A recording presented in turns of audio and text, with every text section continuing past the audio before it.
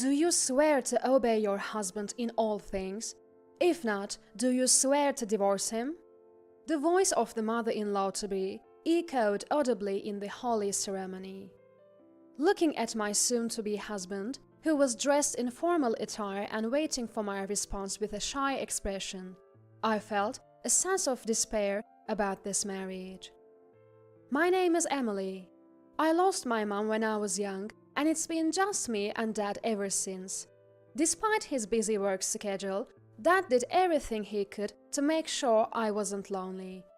During long vacations, he'd take me to various places to make memories. Whenever I'd start crying, missing Mom, he'd console me, tears in his own eyes. He is a kind dad. Dad was not good at cooking, and especially right after Mom passed, he'd often mess up meals and apologize to me. Wanting to support him, I started practicing cooking. At first, Dad watched me nervously as I handled fire, but it seems like my late mom's chef genes ran strongly in me, and I soon got good at it. Seeing my culinary skills, Dad happily handed the kitchen duties over to me. I started cooking for a likely exhausted Dad, which led me to develop an interest in baking. Now, as an adult, I work as a pastry chef. The job demands early mornings and late nights, but it's fulfilling. I met Raymond through my work.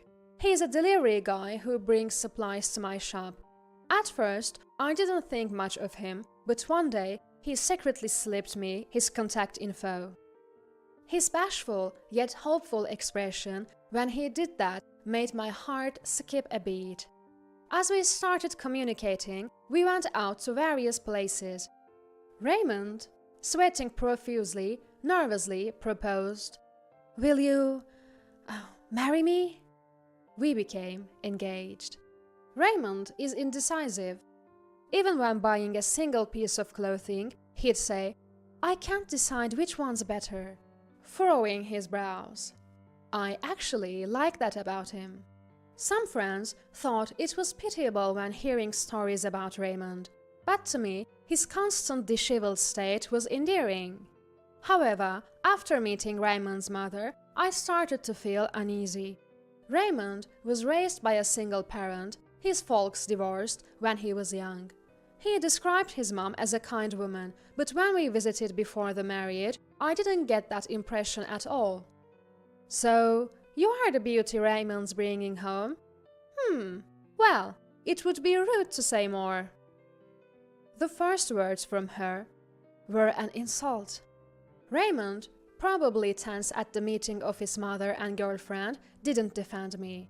I didn't expect much from him, but the sudden insult from the mother-in-law-to-be was a bit of a shock. When she found out I was a pastry chef, she looked disgusted. Apparently, she'd seen a TV show featuring the busy life of a pastry chef. "Can you take care of kids when they arrive, considering your job? Even taking care of Raymond is questionable. You'll be his wife. You'll have to dedicate yourself to him. Naturally, you'll quit your job once you're married, right? Raymond lives alone and can handle household chores just fine. He keeps his place neat for a guy, so I don't need to quit my job just to take care of him. When we have kids, I plan on taking maternity leave and parental leave, but I'm not giving up my career as a pastry chef." When I told this to my future mother-in-law, she turned bright red. "You can't do that. You should quit your job and become a full-time housewife. The role of a wife is to maintain the home. Times have changed. If we have kids, I want them to see a mother who's passionate about her career." "My word!" My rebuttal ignited her rage, and we were practically at each other's throats. Raymond was visibly stressed out in between us, and in the end, when I left his family home, he offered to walk me out. We were silent on the way to the station. I like Raymond, but I had no confidence that I could get along with that mother-in-law. I was starting to think this marriage wouldn't work. Then Raymond spoke in a subdued voice. "I'm sorry, my mom's a single mom and she's always been on edge, just trying to protect me. She's stubborn but kind. I'll make sure to tell her about your good qualities." I had been about to say that the marriage was off, but his words silenced me. I remember how hard my own dad had worked as a single parent, and thought maybe she was acting that way because she truly cares for Raymond. "Don't worry about it. I'm sorry for fighting with your mom. Next time we meet, I'll try to get along with her." Raymond nodded happily at my words, and we said our goodbyes. We had planned to meet each other's parents on our next date.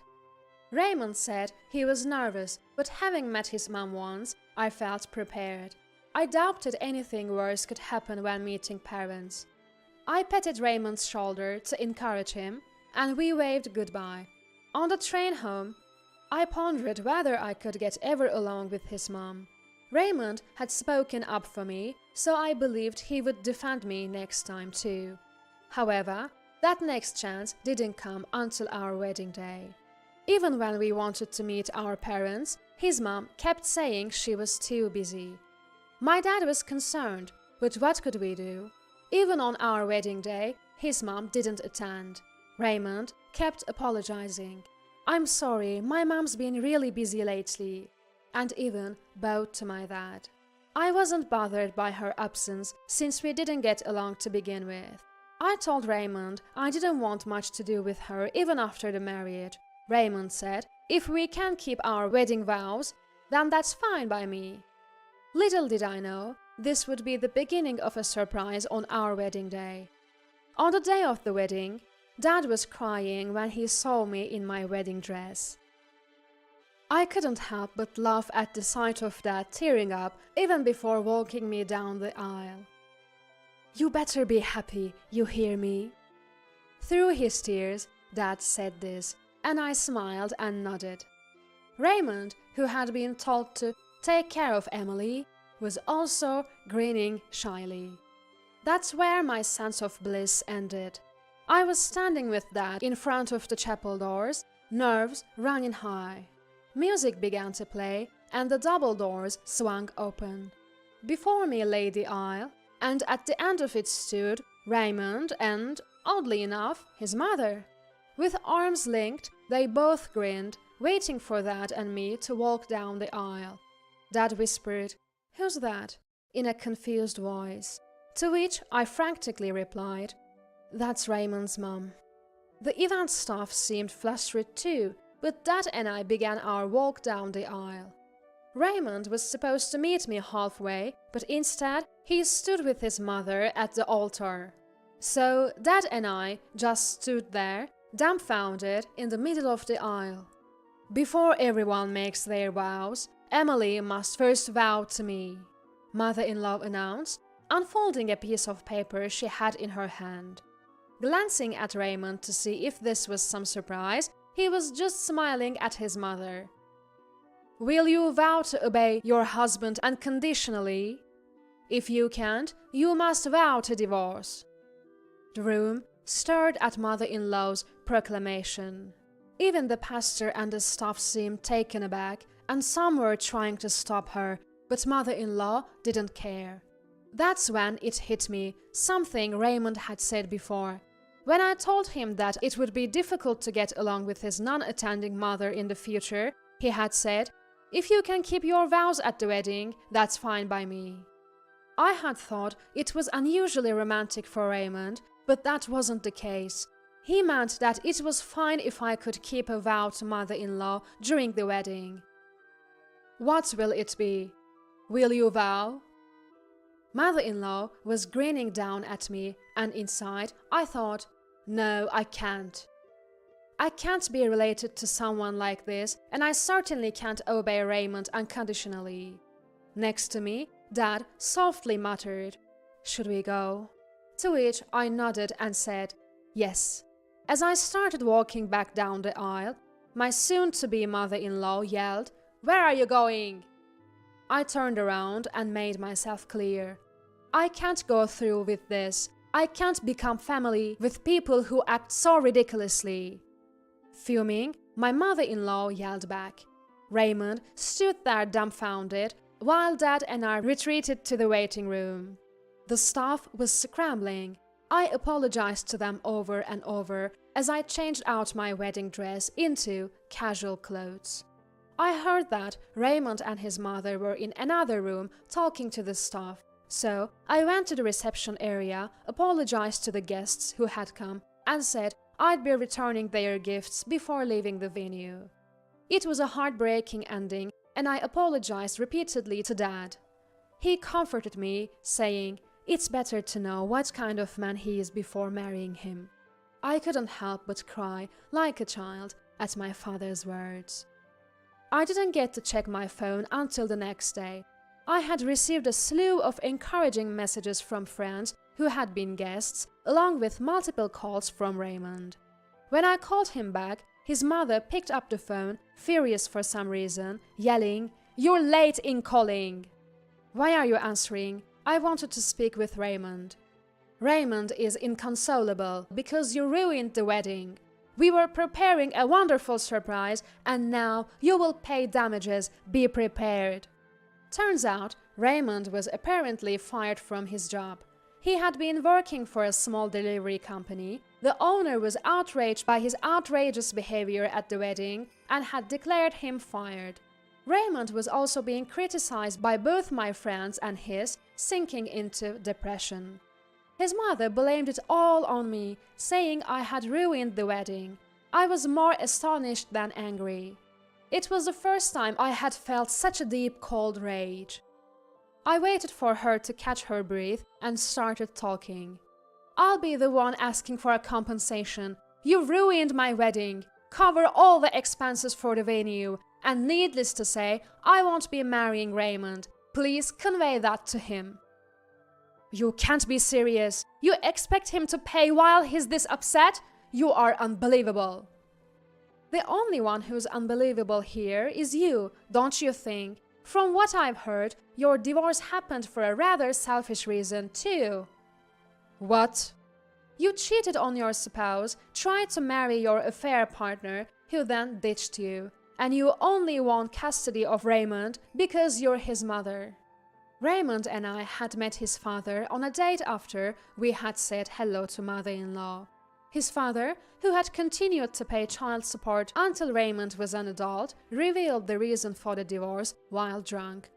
"Be careful, she's a selfish person. Raymond, make sure you protect Emily," his father had told us. But those words never resonated with Raymond. "You think saying sorry will fix this? We're not getting married anymore, and you're paying for the venue and the damages. What made you think I'd be happy with that kind of surprise?" At this point, I was seriously concerned that mother-in-law was going to burst a blood vessel. Just then, Raymond's voice came on, taking over the call. "I'm so sorry. I'm really sorry, Emily," Raymond pleaded in a desperate tone. "You think saying sorry makes it okay? Forget the wedding, but you're paying for the cancellation and venue fees. What made you think I'd be pleased with a surprise like that?" "I was on the fence, but my mom said it was a test for the woman who's going to be my wife." Typical Raymond, can't make a decision on his own. My fondness for his feeble yet endearing traits was gone. I was furious with Raymond for not considering my feelings, for not having an opinion on his own. "I don't want to hear your voice anymore. I'll consult a lawyer from now on. So, don't show your face to me ever again." I hung up on Raymond, who was still apologizing, and immediately consulted a lawyer that my dad knows. The lawyer was furious when he found out how badly I'd been betrayed. "Let's go all out," he said, and I found that reassuring. As I demanded, Raymond agreed to pay for the damages and the venue costs. The lawyer also filed a claim against Raymond's mom. Raymond and his mom struggled to find a lawyer on their side, and it looked like they had to accept all our demands. I received compensation from both Raymond and his mom and moved out with my dad. It was the lawyer's advice to avoid any potential nuisance. After the move, Dad and I lived peacefully.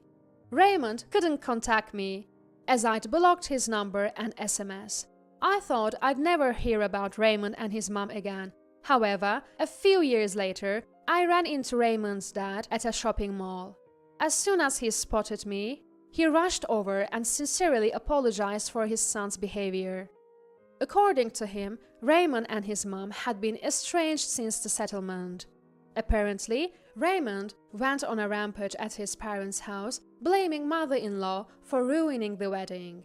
Mother-in-law, for her part, argued that he had to pay the cancellation fees because Raymond brought someone like me into their lives. It turned into a full-blown, knockdown, drag-out fight, or so I heard. Both Raymond and mother-in-law got into such a heated argument that they needed stitches. They were so strapped for cash that they had to beg father-in-law for financial help. Unsurprisingly, father-in-law had no intention of bailing them out financially. Neither expected any financial aid from Raymond's dad, and they both lived hating each other.